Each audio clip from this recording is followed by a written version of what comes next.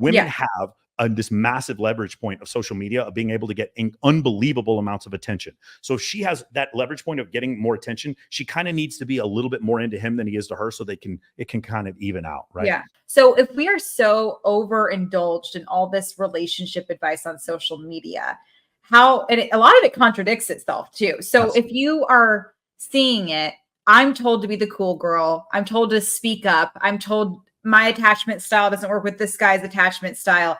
I'm overwhelmed with so much relationship advice. So what do I do when I come to you as a coach saying there's a lot in my mind?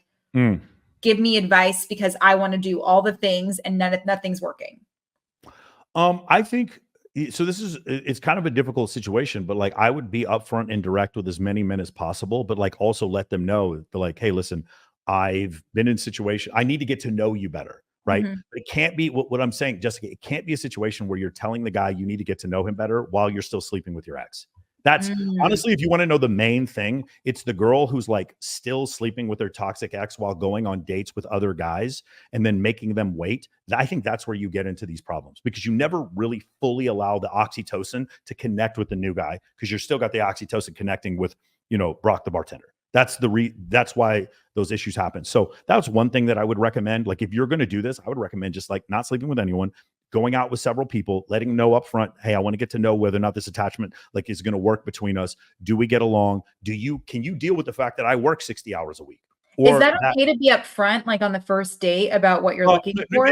Maybe not the first date. Actually, so this is just something I recommend. I think women should bring that topic up and it shouldn't be men. I have found that in every case, when it is a man who is bringing up, like, let's be in a relationship thing first, that it becomes a little bit more problematic. I know this is a really controversial take that I have. I think women need to slightly be more into men than the other way around, because if they're not, I agree. Women, yeah, you understand. Women have this massive leverage point of social media of being able to get unbelievable amounts of attention. So if she has that leverage point of getting more attention, she kind of needs to be a little bit more into him than he is to her, so it can kind of even out, right? Yeah. And so is the guy that you're with, is he going to be truly comfortable? Is he going to be truly comfortable with the idea that you're going to be interviewing 6'4", handsome, wealthy men on a regular basis? Is he going to be okay with that? If he's not, then it's probably not going to work. But here's the problem, Jessica, because I can't give you a great answer for this. You don't know if he's just lying because he wants to sleep with you. Yeah. And that is something that men, and by the way, this is something that's gone out for thousands of years. Men lying. It ain't new. It ain't new.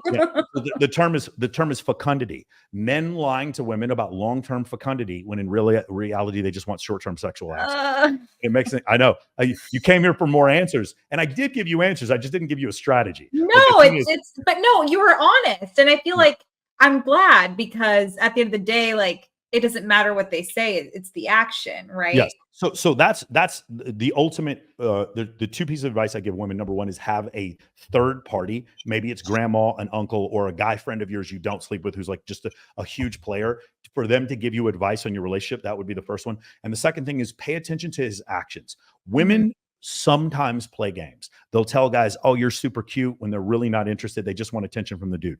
Women will go on dates. I ask women this every time I do my show, Access Vegas. Ladies, have you ever gone on a date, or someone who's gone on a date with a guy you absolutely knew you were never going to have sex with? And all of them rose their hand.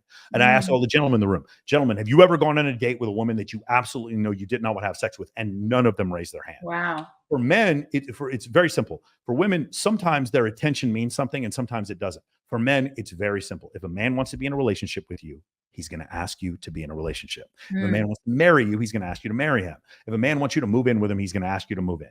A man is going to show you very quickly who he is. But if he says to you words like, I want to be in a relationship, but he only calls you at 1 o'clock in the morning, what are his actions, and are they indicative of his words? That's the main thing to do. That's the main thing to look like. Yeah. For men, we communicate through actions. We communicate through building buildings and putting together projects and storming beaches and invading countries. Like that's how we communicate. We communicate through actions.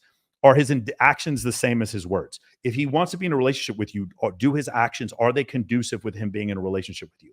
If they're not, he's giving you the answer you're terrified to hear, but you're the answer that you know is true. And that's what's really difficult. So those are two pieces of advice. Number one, pay attention to man's actions, not his words. And number two, I would have a third party that is not hormonally invested in your relationship.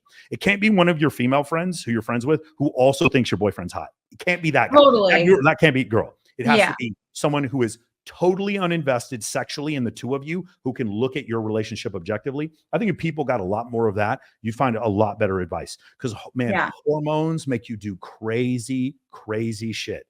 They make you act in crazy ways, make you act like a feral cat. And so you can't, a lot of times, and a lot of people are too arrogant to understand this concept. You, when you're flooded with hormones, are not in your best mind state to always make the best decisions. And I'm gonna tell you something else, Jessica, and your listeners are not gonna like this. This whole concept of trust your heart, trust your feelings, fuck that shit. That is not true. I can show you numerous examples. If you trust what people do and trust their actions, you're far more likely to make the correct decision than if you trust your gut and trust your feelings. If you're a cardiologist and you've done 1,000 heart transplants, then you get to trust your feelings. If you're a pilot and you've done 1,000 landings, then you get to trust your feelings. But initially, people with no expertise trusting their feelings when it comes to relationships, it is a disaster. And there's a 56% divorce rate in this country because of it. That's the reason it happens. I do not believe in trust your feelings. I also don't believe in follow your passion. I believe in solving someone else's problem. That's a great way to become rich. So these are things. I also don't think, the other one is like, hey, I just want to let you know that you're enough. You're not enough. All of us can do better. All of us can do better.